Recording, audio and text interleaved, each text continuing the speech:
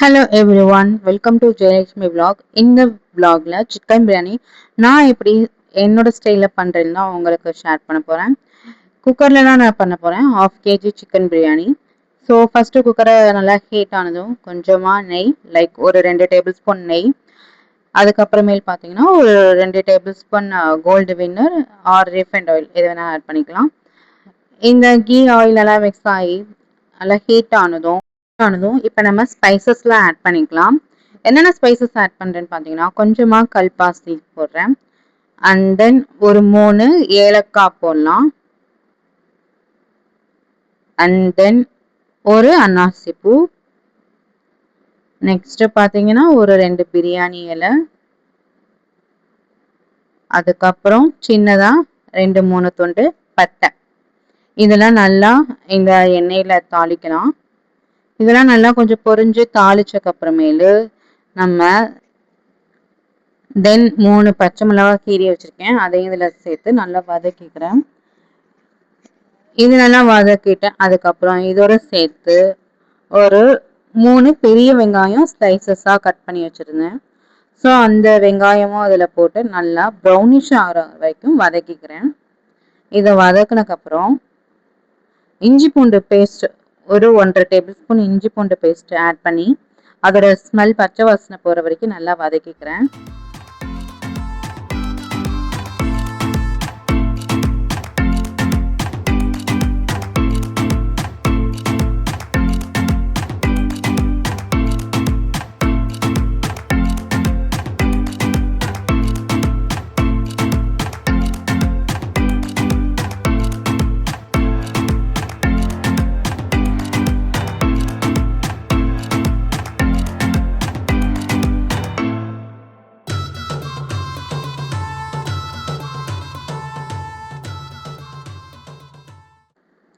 அதுக்கப்புறம் 2 பெரிய பழுத்த தக்காளி அதையும் சேர்த்து நல்லா வதக்கிக்கலாம்.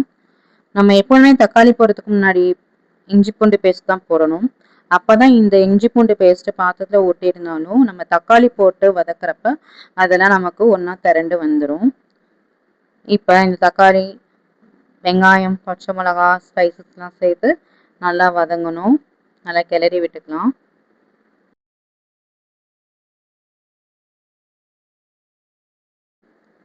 அதுக்கப்புறம் நான் ஒரு கைப்பிடி அளவு புதினா இலை அதையும் ஆட் பண்ணிக்கலாம். புதினா இலை அதுக்கப்புறம் அரை கைப்பிடி அளவு கொத்தமல்லி இலை அதையும் ஆட் பண்ணி நல்லா வதக்கி விட்டுக்கலாம்.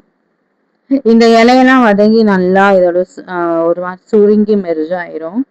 ஸ்மெல்லும் உங்களுக்கு அந்த டைமே நல்லா இருக்கும்.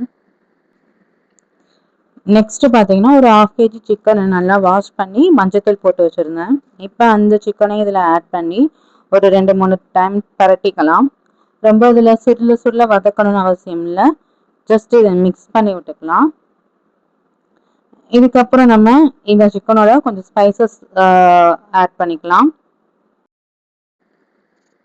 இந்த சிக்கனோட சேர்த்து இப்போ மசாலாலாம் ஆட் பண்ணிக்கலாம். ஒரு டேபிள் ஸ்பூன் தனி மிளகாய் தூள், அரை டேபிள் ஸ்பூன் மல்லித்தூள், ஒரு teaspoon garam masala, and then தயிர் பார்த்தீங்கன்னா ஒரு 50 ml தயிர், புளிக்காத தயிர் அதையும் ஆட் பண்ணி இந்த மசாலா, தயிர், சிக்கன் இதெல்லாம் கொஞ்சம் நல்லா பரட்டி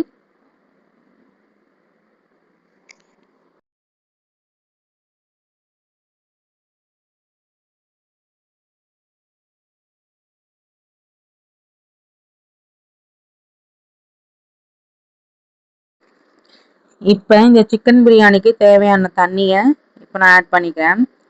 இப்போ நான் 1.25 உலக்கு, இது காப்படி உலக்கு, இதில் 1.25 உலக்கு அரிசிக்கு 2.5 உலக்கு தண்ணி ஊற்றுறேன்.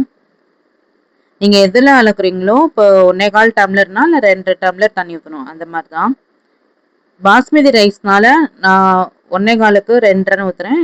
இதே நார்மல் ரைஸ் இல்லை ஜீரக சம்பானா 1க்கு 2 கணக்கில் நீங்கள் தண்ணி ஆட் பண்ணணும்.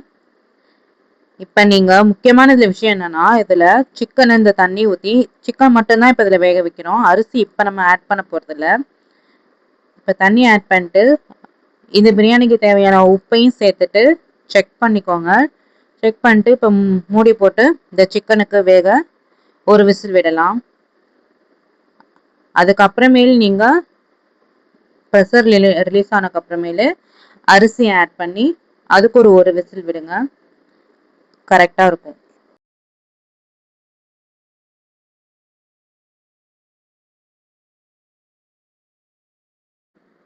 நல்ல ப்ரெஷர்லாம் ரிலீஸ் ஆனதுக்கப்புறமேலு ஓப்பன் பண்ணிக்கலாம். ஓப்பன் பண்ணி நான் ஆல்ரெடி அரிசியை நல்லா கழுவி தண்ணியை வடிகட்டி எடுத்து வச்சுருக்கேன். இப்போ அந்த அரிசியை சேர்த்துக்கலாம். இந்த அரிசி போடுறதுக்கு முன்னாடியே நீங்கள் உப்பெல்லாம் கரெக்டாக இருக்கா நீங்கள் டேஸ்ட் பார்த்துக்கோங்க. உப்பு பத்தலைன்னா கூட எக்ஸ்ட்ராவாக உப்பு ஆட் பண்ணிக்கோங்க. இப்போ நான் செக் பண்ணதில் எல்லாமே கரெக்டாக இருக்குது உப்பு காரம்னா. ஸோ இப்போ அரிசியை ஆட் பண்ணி ஒரு விசில் விட்டால் மட்டும் போதும். ஏன்னா சிக்கன் வேகிறதுக்கு ஆல்ரெடி நம்ம 2 விசில் விட்டுட்டோம். இப்போ இந்த பாஸ்மதி ரைஸுக்கு இது கொஞ்சம் 7 லிட்டர் குக்கர், கொஞ்சம் பெரிய மீடியம் சைஸ் குக்கர்னால ஒரு விசிலே போதும். இந்த ரைஸும் நல்லா குக் ஆயிரும். அவ்வளோதான், ஒரு விசில் அடிச்சிச்சு. தம்மும் நல்லா ரிலீஸ் ஆனதுக்கப்புறம் ஓப்பன் பண்ணி பார்த்தா உங்களுக்கு கரெக்டாக உதிரி உதிரியாக பிரியாணி ரெடி.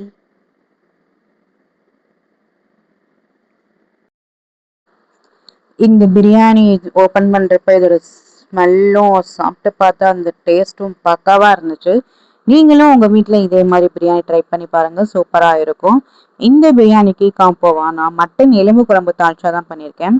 அந்த வீடியோட லிங்க் உங்களுக்கு இந்த வீடியோ டிஸ்கிரிப்ஷனில் அட்டாச் பண்ணுறேன். கண்டிப்பாக உள்ள போய் செக் பண்ணி பாருங்கள்.